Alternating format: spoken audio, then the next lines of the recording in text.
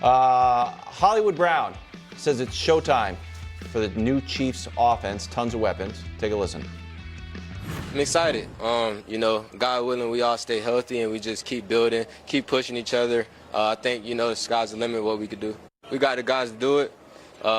Coach is putting us in great position to do it. And, Pat put it on the money every time. So we've been lighting it up. It's been fun. All right, here's Mahomes' best seasons, 2 MVP seasons.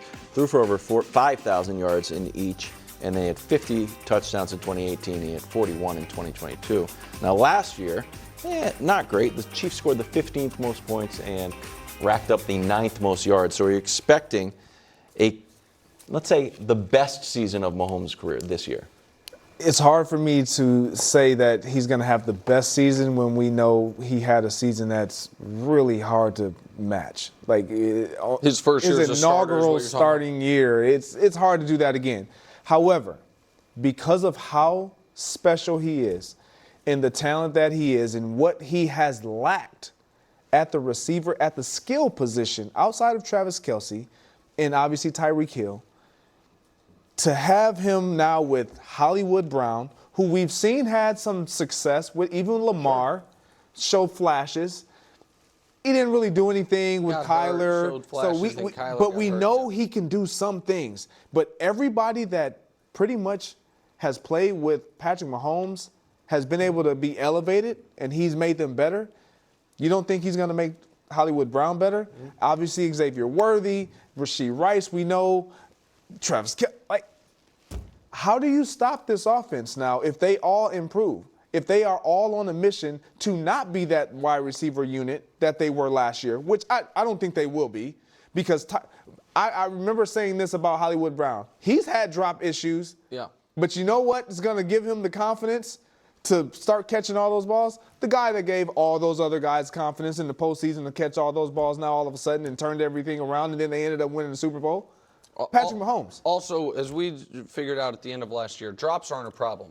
Drops, bouncing the ball up is the problem. Yeah, you just drop it down and it's incompletion, it's fine. Right. It's the Kadarius Toney juggle the ball into the opponent drops that are really a problem. If there is a concern about the Chiefs' offense, it's the tackle spots. It's the only concern you can find.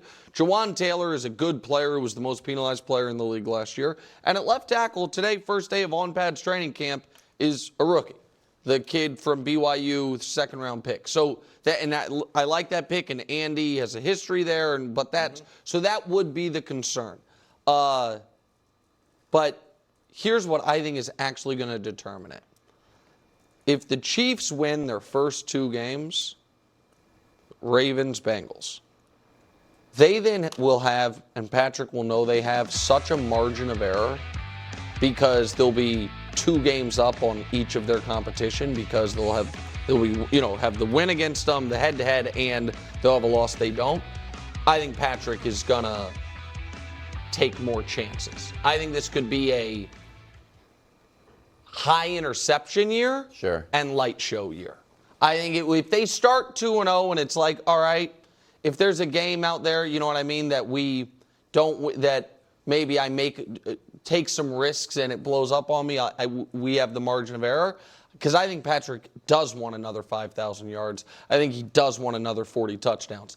If they don't win one of those first 2 games and they're in a grind early on, then I think 5,000 yards, 50 touchdowns is really high bar to clear. And the other thing about the 50 touchdown years, the defense was so bad, the offense got a lot of extra possession. But it was also, season was a game shorter. It was 16 games. But I think 5,000 yards, 45 touchdowns, 15 picks is a decent expectation level for the year. And that would be a career high in picks, by the way. You're not worried about the defense being so good. He's up 14, let's say he's up 17-0. And be like, 17-0, I don't really, the only way we can really lose this game is by me throwing picks. Yeah, sure, but that might happen once all year. You know what I mean? Like, there's not, even great defense in the NFL don't shut people out. And by the way, the defense I think will be excellent, but the defense, at least early in the year, shouldn't be as good as last year because Snead's gone. And you know what I mean? They're going to have young guys on the back end of that. So, yeah. Who's got my MVP vote? I don't have a vote, but I'm going to vote Schefter's Twitter feed that our producer read. 4 years, $212 million deal, for Tua, keeps him in Miami. This puts him behind Joe Burrow and Trevor Lawrence, but ahead of Jared Goff, Justin Herbert, Lamar, and Jalen Hurts. Nick, I was surprised by this deal because there was always this health concerns. Are they committed to Tua? Yeah. Did this take you by surprise? Yeah, I think it's a mistake. And I really like Mike McDaniel. I think he's very sharp. And I have graded him on a curve, which is look at everything he's doing with a, to me, obviously limited quarterback. He now has seemingly signed off and advocated, because we know the owner's not in love with Tua. The owner tampered with Tom Brady to try to replace Tua, tried to go get Deshaun Watson, tried to replace Tua. Now maybe fell in love with him. Maybe he's giving him $200 million. If he did, I would imagine it wouldn't be because it would be in part because Mike McDaniel's vouching for him. So the reason I say all that is the curve is now removed. You have now signed off on this guy is a force multiplier. This guy is not, a bus rider. He is a bus driver. Okay. I don't think he is. And so I would have, if I were the Dolphins, I would have, Tua, are you really going to miss games? Is that what you're going to do?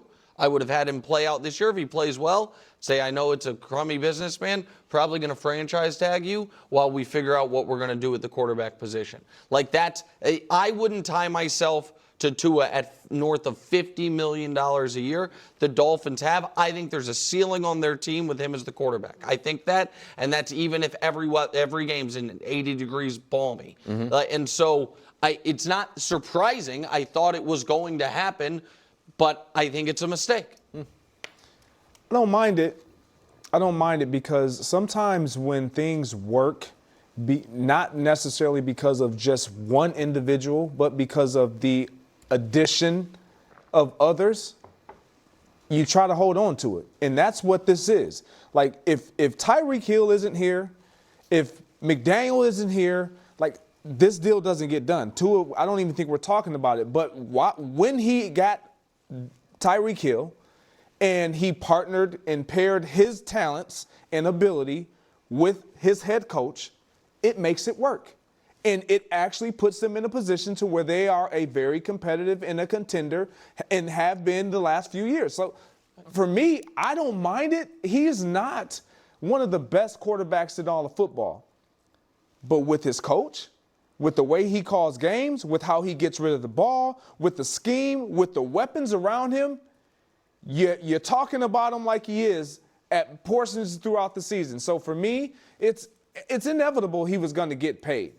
So I guess, but with what you're just, when you say with the weapons, with the coach, with the system, does that not then, doesn't the logic follow that they can get someone else to do that much cheaper? And then make sure you keep those weapons or use those resources to help your defense or your offensive line, which you lost pieces of over the course of the year. Go ahead, Greg. No. Okay. You could, but I'm gonna tell you why they wouldn't. Because you know who's at Dolphins practices almost every single day? You know what quarterback is there almost every single day? Dan Marino. Yeah.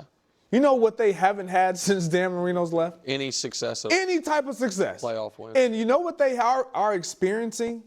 Some forms of success. A little. It's more than what they have. So when you feel like you have a chance. When you feel like you have a chance, and if you can now get a playoff game at home versus in the bitter cold in Kansas City against the best quarterback doing it. But they would have. They had that. That's my point. They had it all in front of them, and they fell apart again. Did Tua fall apart, or did they fall apart? No.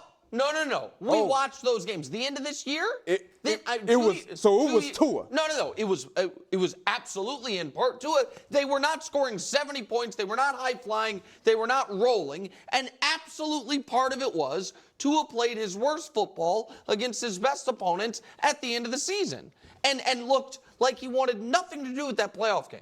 Nothing to do with it. He can't play well in the cold. You can't be an NFL quarterback. Well, Hey, give him another shot at it. Hold on, what is it? I want to have Tua's going to. The Dolphins will win the AFC East. Okay, that's where predictions week coming up. The Dolphins will win the AFC East. Tua led the league in passing. I think he has throws for the most.